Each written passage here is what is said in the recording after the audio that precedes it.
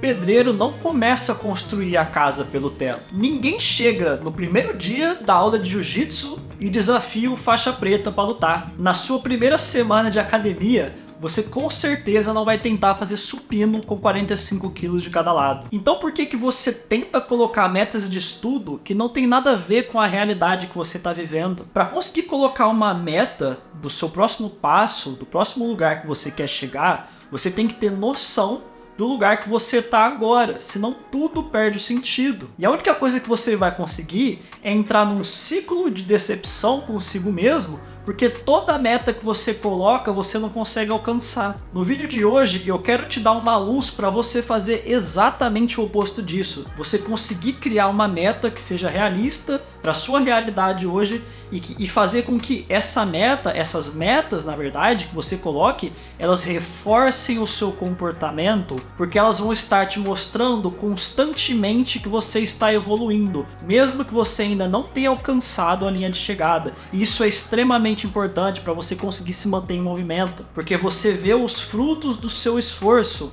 É uma coisa que reforça o comportamento, o hábito que você está tentando sustentar, que é o estudo. Inicialmente, uma das coisas mais importantes que você tem que fazer é fracionar a sua meta. Então, se você quer ser aprovado em uma prova, qual que é o primeiro passo? Baseado no que eu olhei do edital anterior, das provas anteriores, das provas dessa área, qual é mais ou menos a porcentagem de acerto de uma pessoa que é aprovado dentro das vagas? Ainda que exista a chance de você ser aprovado fora das vagas, essa não vai ser a sua meta. Sua meta vai ser aprovado dentro das vagas. Se você mirar lá e acertar fora das vagas e entrar, ótimo. Ganhou 10/10, não importa a colocação que passou, o que importa é entrar, entendeu? Agora, o que você tem que fazer? Vamos inventar um exemplo aqui. Cara, para essa área, para essa prova, 85% de acerto é bem próximo ali, de realmente uma média realista da nota do pessoal que está dentro das vagas. Então o que você vai fazer? Você vai colocar a sua meta final 85% de acerto. E aí você vai fracionar isso. Mas como? Eu vou te explicar como que eu fiz. Foi aprovado em 3 concursos, 2 deles com mais de 90% de acerto, um eu passei em 6º lugar, e foi exatamente assim que eu fiz. Eu fracionei, tanto na época que eu estava treinando pro TAF também, porque eu estava focado no concurso da Polícia Federal, acabei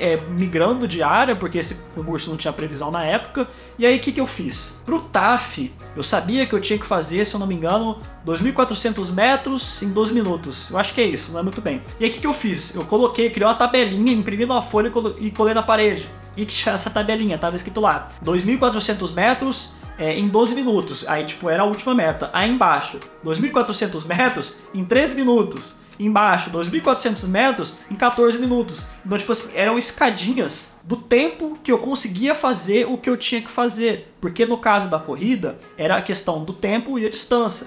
Aí na prova, o que eu pensava? Cara, pelo que eu vi aqui, o pessoal que é aprovado bem, que é aprovado com segurança nessa prova, geralmente acerta em torno de 100 questões, de 120 lá da prova da Polícia Federal. E eu vi que tinha uma galera muito boa que tinha passado, e o pessoal tinha feito simulado com a meta em 100 questões. E aí eu coloquei isso como meta, então o que eu fiz? Peguei o papel novamente, coloquei lá. Eu não lembro onde que eu comecei, se eu comecei no 120, se eu comecei no 100, mas tipo, era 100, 90, 80, 70 questões e eu coloquei lá. E aí toda vez que eu fazia um simulado e eu acertava, eu ia lá, grifava, por exemplo, 70 questões. Essa semana eu consegui acertar 70. E eu escrevia a data. Eu escrevia a data do lado pra falar, a partir desse dia eu consegui acertar 70. Então daqui pra frente a meta é 80. Então eu fracionei a minha meta final em metas pequenas. Por quê? Porque eu consegui viver um processo muito prazeroso de ver a minha evolução, de ver o meu desenvolvimento de forma objetiva. Muitas vezes é muito ruim para nós concurseiros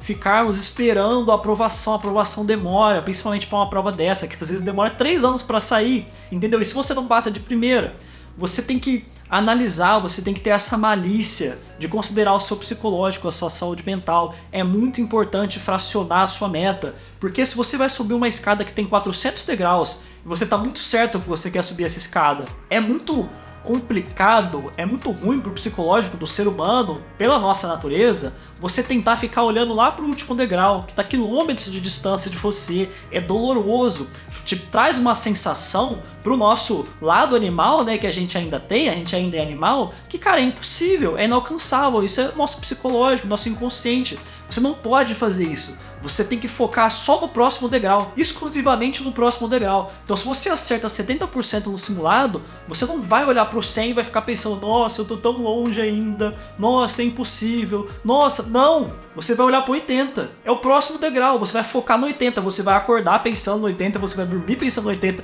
você vai estudar pensando no 80, você vai fazer uma lista de questões, qual que é a sua meta? Se for 80% da prova, nesse caso, supondo que fossem 100 questões, ia ser 80%, você vai fazer uma lista de questão, você vai querer fazer naquela lista 80%, porque se você fizer 80% em todas as matérias, na prova você faz 80%, então isso tem que ficar na sua cabeça, você tem que, tipo assim, tem que ter essa gana em tudo que você for fazer, para o próximo passo, entendeu? Eu fiz isso na prova do TJSP também, foi um diferencial muito bom. E o que eu percebi? Eu pesquisei e eu vi que a galera que passava dentro das vagas era 90 a mais. E tipo assim, isso é quase que unânime, 90 a mais é dentro das vagas. O que eu fiz? Trocentos mil simulados, infinitas listas de questões, sempre pensando, cara, 90%, 90%, 90%. Menos de 80% é inaceitável, mas 90% me coloca dentro das vagas. Pra mim é a realidade da prova do TJSP. Então eu fiquei batendo nisso e cada semana eu fazia mais um simulado. Eu fiz muitos simulados e sempre pensando, cara, 90%, 90%.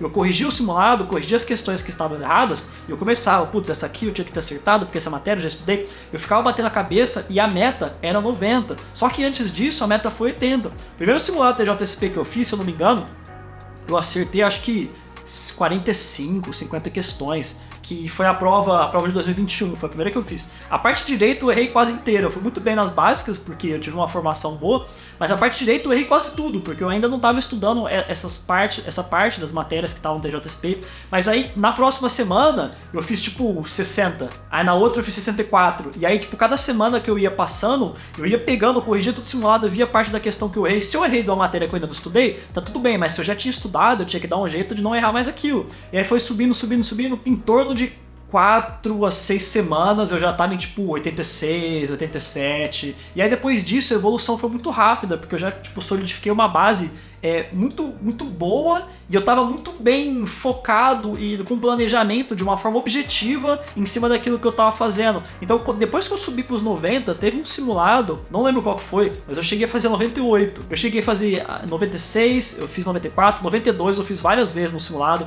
E aí o que aconteceu? Eu fiz 98 nesse simulado e eu pensava, cara, já pensou? Chega no dia da prova, eu faço 98? Teve um cara lá que fez, você fez 99, você fez 100, teve uma pessoa que tirou uma nota muito alta lá, quase gabaritou a prova. E aí eu pensei, cara, já pensou se eu faço isso no dia da prova? Então a minha meta era 90 a mais. E eu já tinha colocado 98, 96 no simulado. A prova podia vir mais difícil que o simulado. E veio. A prova do DJSP veio mais difícil que o simulado. E aí a nota de corte abaixou muito. E eu que estava acertando 96 no simulado, acertei 91 na prova. Mas ainda fiquei acima dos 90. E eu passei com folga, porque a nota de corte abaixou, mas meu foco estava no 90 a mais. Eu acertei 91. Na prova da capital eu fiquei em 39º de 400 vagas, né, iniciais.